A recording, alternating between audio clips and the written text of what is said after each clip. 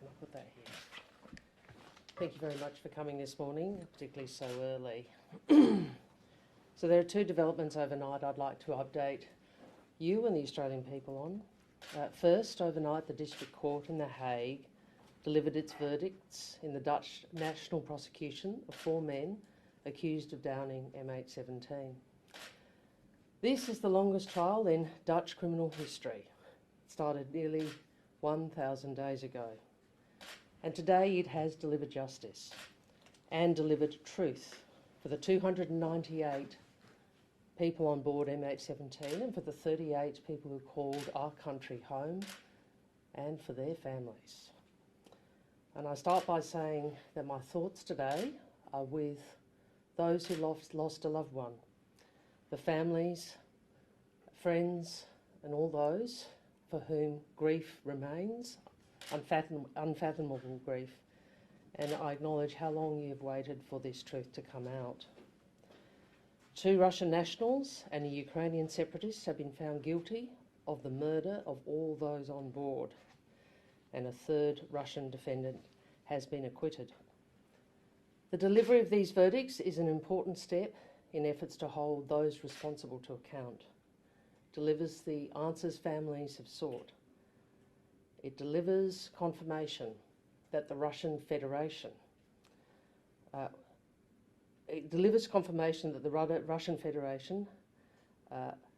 have responsibility. Separatists had direction from Russia. Russia supplied weapons, training, money, and the missile which downed the plane. We call on Russia to surrender those convicted so they may face the court sentence for their heinous crime. I want to commend the work of all those involved in this very long process in bringing these people to justice. I commend the work and professionalism of the Joint Investigation Team officials, including the Australian Federation Police, that have conducted rigorous investigations to support bringing those responsible to justice, and I thank them. I thank the Government of the Netherlands and my counterpart Wopke Hoekstra, with whom I've engaged since I've become Foreign Minister, and thank the Government of the Netherlands for their work in bringing this case this case. Can I also thank Julie Bishop, who was our Foreign Minister at the time. I acknowledge Julie's work, her personal commitment to these issues, and her tireless and effective advocacy on the behalf of all Australians. In relation to this, what I would say is that the world today knows that Igor Girkin, Sergei Dubinsky and Leonid Karchenko downed an aircraft and murdered 298 people on board and are now sentenced for life. And no amount of avoidance, obfuscation, disinformation by the Russian Federation can avoid that fact. On happier news, I also want to confirm what I think all of you know overnight, that Professor Sean Turnell is on a plane home and will land in Melbourne this morning. His return will be an enormous relief to his wife Havu and to all of his friends and supporters here in Australia and overseas. His wife issued a statement this morning via my department, and I'll read it for you now. I'm overwhelmed with joy at the news that my beloved husband Sean is coming home. I'd like to take this opportunity to thank all those who have strongly advocated for and assisted to secure his release. I especially thank the Australian Government, in particular the Department of Foreign Affairs and Trade, the Foreign Minister and her office, the Embassy in Yangon for their persistent efforts and support.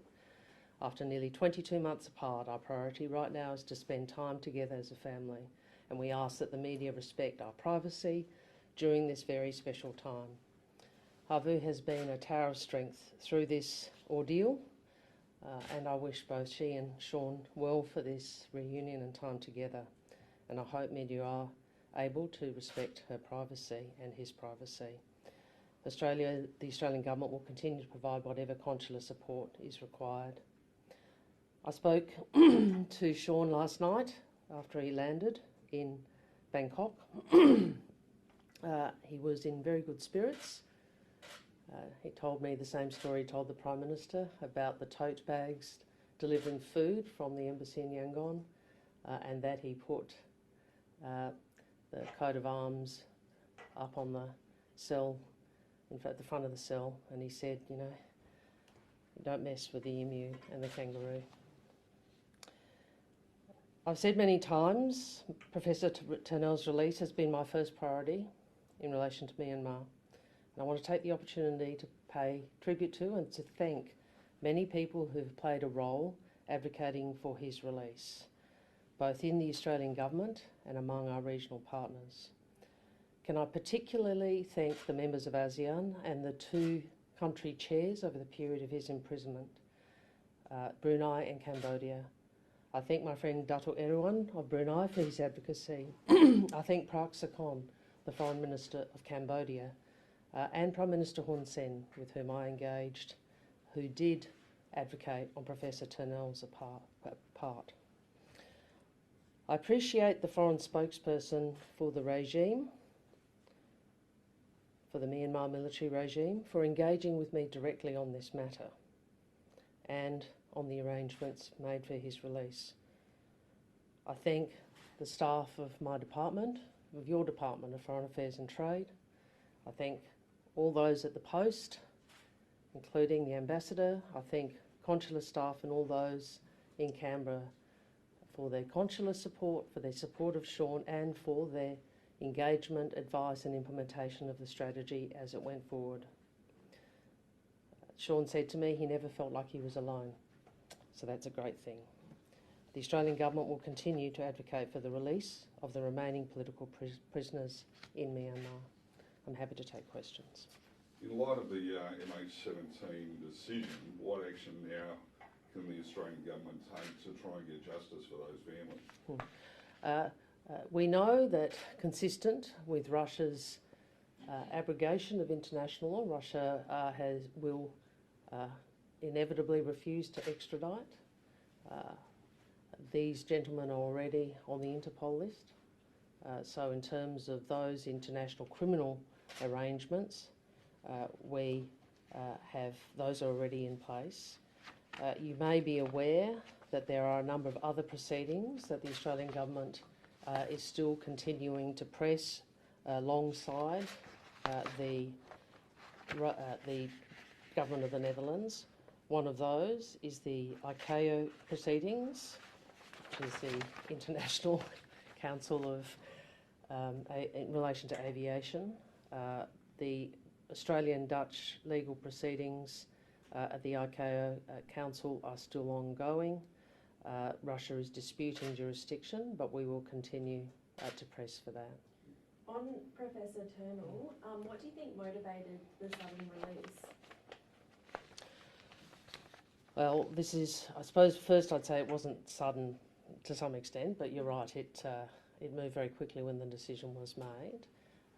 There has been, obviously the regime has made a decision in relation to many political prisoners, of which we were pleased that Professor Turnell was one, to release a cohort of prisoners. We obviously also made the decision, or I made the decision, to engage directly with the Myanmar military regime on these issues, and I'm very, very grateful and pleased that Professor Turnell is on his way home. How would you describe the MH17 attack? Heinous and horrific. And, you know, I've been on that flight, and so have many Australians. That these people could decide to down a civilian aircraft. Sorry. Hang on, just takes. With children on it? It's beyond words. A bit tired, sorry. Sorry, go on.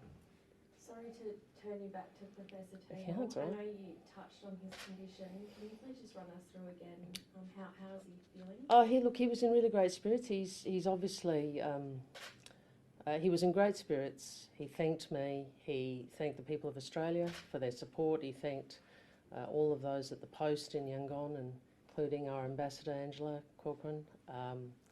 He was really grateful for how much support. He said he never felt like he was alone, which is a wonderful thing and such a testament to the work of those at post.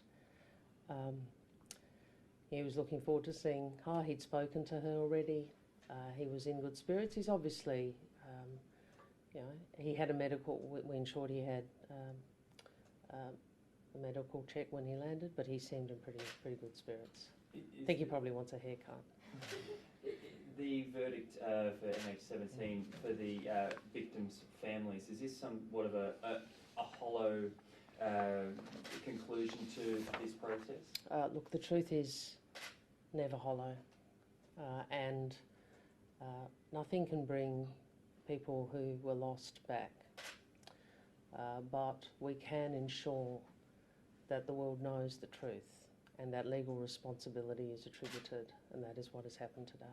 And I know because I've engaged with a number of the families of those lost, that for many, I won't speak for all of them, but many have expressed to me how important it was for them to do this. Obviously, a number attended the verdict, next of kin attended, and it is always important that we tell the truth about something as horrific as this. Once again, what's your appeal to Russia to give up these, convicted criminals? These people are murderers, and you should ensure that they face justice. Are you confident that justice can be delivered? I am confident that we, along with our friends in the Netherlands, will do everything we can, internationally, diplomatically and legally, to achieve justice. Today is an enormous step, but I also acknowledge that just as Russia has abrogated the UN Charter, Russia's refusal to comply with international law, to comply with the rule of law, means that there are barriers to these men facing justice. But we know who they are, the world knows who they are, and the families and friends of those who were murdered know who they are, and a court has found them guilty, and those things matter. Anything more? Thanks very much.